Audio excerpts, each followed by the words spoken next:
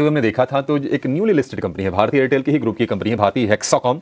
कल हमने उसमें 9-10% के आसपास की तेजी देखी। हालांकि शेयर ये गया तो था 1350 रुपए के भाव तक, लेकिन ऊपरी स्तर से तेजी से नीचे भी आया और ऊपरी स्तर से करीब 100 रुपए फिसल के 1257 पर कल इसने क्लोजिंग दी है भारतीय हेक्साकॉम ने। मयूरेश, आपसे जानना चाहेंगे कितनी वैल्यू आप देख रहे हैं शेयर में, और एक रिपोर्ट भी आई है जेफरीज की, उन्होंने रेटिंग इसकी घटाई है, खरीदारी से घटाकर रेटिंग होल्ड की है, लेकिन टारगेट को बढ़ाया है, लक्ष्य को 1200 रुपए से बढ़ाकर 1290 रुपए किया है। भारतीय हेक्साकॉम में किस तरह से देख रहे हो, और पूरे टेलीकॉम स्पेस में अगर आपको कोई एक शाइनिंग स्टार दिख रहा हो इस वक्त, वो कौन सा शेयर है? तो जहां तक हेक्साकॉम का सवाल है, आई थिंक जो सर्कल्स में ये ऑपरेट करते हैं, एक ग्रोथ जितनी आप उम्मीद लगाए बैठ सकते हैं वो शायद प्राइस में आ चुकी है।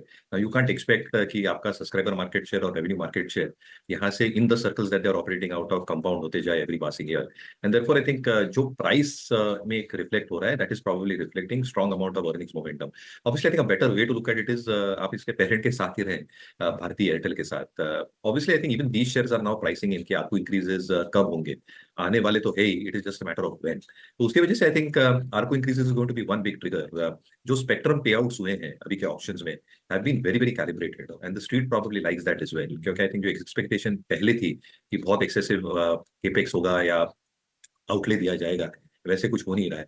At the same time I think काफी 5G अपफ्रंट स्पेंड किया है, इसलिए any ARPU increases will directly flow to the EBITDA, और इसकी वजह से I think cash flows will show significant amount of improvement. Obviously stocks चल चुके हैं बहुत, भारतीय हेक्साकॉम, तो जिनके पास है भारतीय बिल्कुल बने रहना चाहिए, जिनके पास जियो है थ्रू रिलायंस बिल्कुल बने रहना चाहिए। वोडाफोन आइडिया के केस में मेरे हिसाब से I think a large part of the move is largely done, क्योंकि जितनी आई थिंक इनको अभी स्पेंडिंग करनी पड़ेगी both in terms of spectrum, in terms of 5G capex, will start reflecting on balance sheet. उनको डेट डीलेवरेजिंग करनी है, they are doing every possible means, non core asset base के Indus Towers में जो उन्होंने स्टेक सेल किया है, but it's still going to B a tough few quarters as far as balance sheet dynamics. I think जो एक watch list पे रखना चाहिए इंडस स्टार्स, क्योंकि जो यहाँ पे डायनामिक चेंज हो सकते हैं, tendency ratio should remain strong with the presence of Vodafone idea now being sustainable in terms of growth dynamics.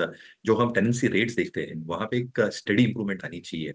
Industrial part of the segment should also see a steady growth going forward.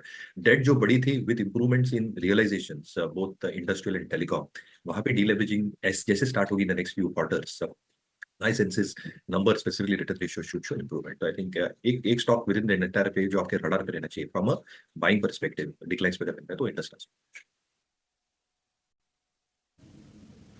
ठीक है, Indus tower पे आप कह रहे हैं कि declines पे bye कर सकते हैं। वोडाफोन आइडिया पे आपका कन्विक्शन सभी लोगों ने सुन लिया कि आप क्या कहना चाहते हैं। 18 पे लेवल आ गया, 18 के हमारे टारगेट्स थे, अब वो भी अचीव हुए।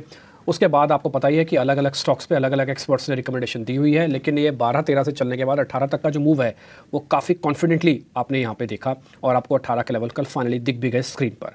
अब हम थोड़ा